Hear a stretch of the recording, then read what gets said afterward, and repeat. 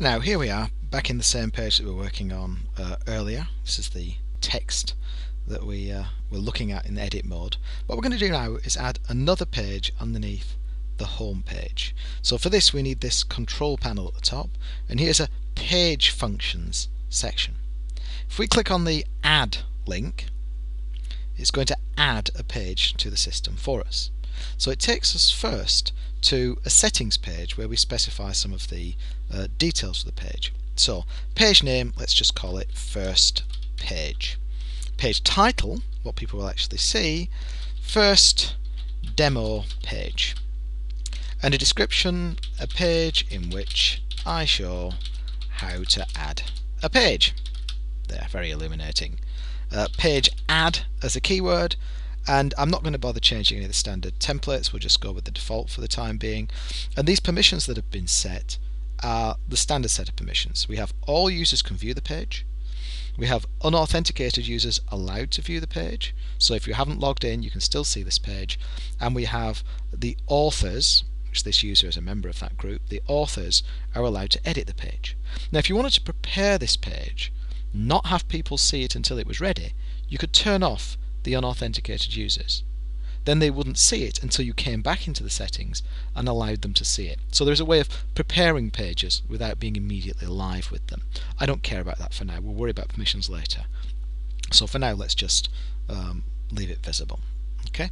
I'm not going to bother with any of the settings. We've just created a page here, so let's click Update. And you can see it's thinking about it, and now here is our new page. This is called breadcrumbs, so you can see it has a path back, just like the fairy tale. It has a path back to the original page it's below. So there's the home page, and beneath it we have the first page. Now as you can see, at the moment none of these panels have got anything at all in them. Our main content page is here. We want to add something in here, just like what we were editing earlier. So what we do now is we go back up to our control panel. And you see this add new module. Well, what we're going to do is select a module. As you can see, there are lots of different kinds of modules. For example, frequently asked questions, an event calendar, a feedback module, forums. There are lots and lots of different modules that we can work with. I will reduce this for live to just the group that we actually want, so I won't clutter it with ones that we're not going to use. But for the time being, let's just leave these in place, and let's go and add a text HTML one, which is the one you're going to want to use most of the time. So I click text HTML. I'm not going to give it a title. I just want text in this page. I'm not going to add a title to the container. Containers are those little boxes that appear within the page. You can set them to have headers or not. I'm just assuming this one won't have a header in the real world. I'm going to add it to the content pane. I'm going to insert it at the top of the content pane, so it's aligned at the top here and doesn't try and push it down. I'm going to align it left, so it will begin over here, and the visibility is the same as the page. You can set individual items so that only some people can see them, but we'll worry about permissions and things like that later on. So I've set everything I want here. I'm now going to add it. There's our text HTML block. I could edit it in place. I can edit the text in here. If I click edit, what I'm going to do is add content in here. If you'll bear with me, I'm going to pause this little video and go off and get some content to save you having to watch my typing. I've now gone off and got some content from the web, which I've placed into a simple text editor, Notepad in Windows. I'm sure there's an equivalent in the Mac, where you don't have any kind of formatting, it's just simple text. And I'm just going to paste that in. So what I've got here actually is an acceptance speech from an award that was won by one of my favourite children's authors, Diana Wynne-Jones.